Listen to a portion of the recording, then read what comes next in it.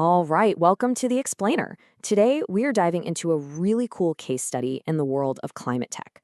We've got our hands on a pitch deck from a company called EnviComm. And, it gives us this rare glimpse into how the fight against climate change is becoming a real, investable business. So let's get into it. So let's kick things off with a number, a huge one, 235 million. That's the estimated metric tons of CO2 that the Philippines alone pumps into the atmosphere. And that's not just an environmental stat, right?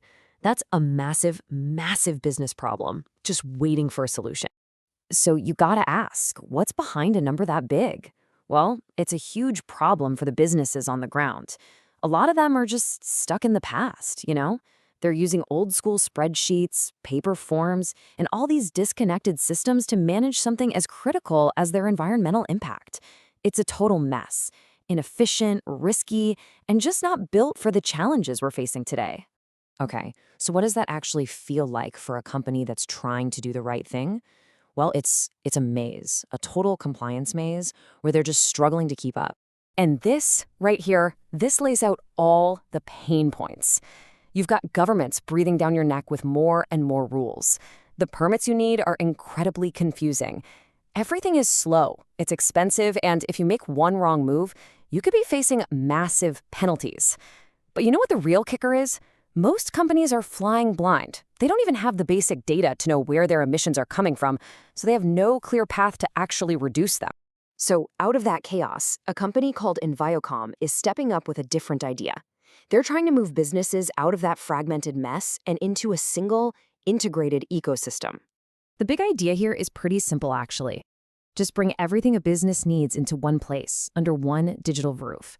So instead of juggling a dozen different consultants and vendors, you have one central platform. And the engine making it all run? It's all about technology, especially artificial intelligence. So how do they actually pull this off? Well, they've broken it down into three core pillars. Each one tackles a specific piece of this very big puzzle. All right, first pillar, AI and automation. And we're not just talking about some basic software here.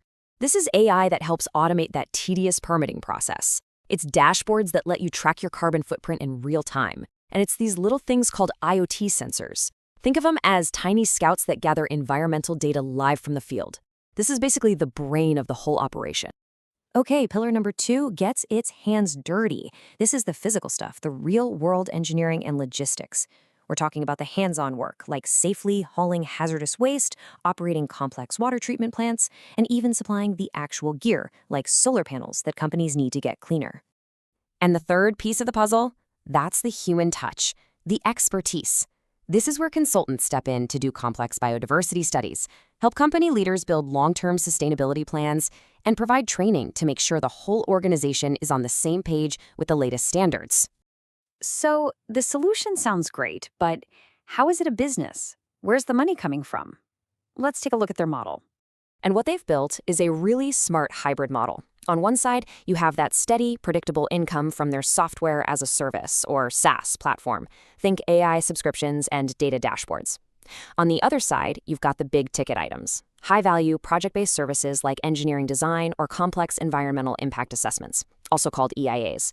This mix gives them stability and the chance for some really big wins. And this isn't some tiny niche market they're going after. We're talking about a total addressable market, that's the TAM, of $7.2 billion in Southeast Asia alone. That's the entire pie. Okay, so that's the whole pie, but what slice can they realistically grab right now? That's what we call the Serviceable Available Market, or SAM, and it's still a massive $2.8 billion. The opportunity right now is just huge. And if we zoom in even further, just to their starting point in the Philippines, you've got 350,000 businesses there that need exactly what they're offering. That's an incredible customer base, just waiting for them. Okay, so the opportunity is clearly there. The market is huge, but are they actually doing it? Let's look at the traction. And yeah, the numbers really speak for themselves. Their revenue has been consistently doubling, year after year. This isn't just an idea on paper. This thing has serious momentum. And behind that growth, real customers. 375 of them. That's solid proof that businesses are buying what they're selling. And, they've already helped these clients get through that compliance maze over 600 times. That's hundreds of environmental permits successfully handled. But here's what I find really cool. Their success isn't just about money. They measure themselves by what they call their North Star metric, ESEP. That stands for EnviComm Carbon Emissions Prevented. So the better their business does, the more carbon they literally stop from going into the atmosphere. Their profit is directly tied to their impact. So how do they grow that impact? Well, they've got a pretty ambitious roadmap. Over the next 3 years, they're planning to build out R&D labs, expand their facilities, and get thousands of those IoT sensors out in the field to cover the entire country. And this quote from Al Gore, wow, it just puts everything into perspective. He points out that pretty much all of the world's new emissions by 2050 are going to come from developing countries, but they only get a fraction of the funding to fight it. This really shows why a company like EnviComm is so critical, and it's exactly why they're raising $2 million right now to help close that gap. So let's bring it all together. What EnviComm is doing is creating this all-in-one system. It's AI, it's engineering, it's consulting, and it's all designed to make climate action something that businesses can actually do, not just talk about. And that leaves us with a really big question, right? As we're all in this race against time to decarbonize, is this the answer? Is this kind of all-in-one, tech-first model the blueprint we need to turn these giant, complex climate goals into real, tangible progress on the ground?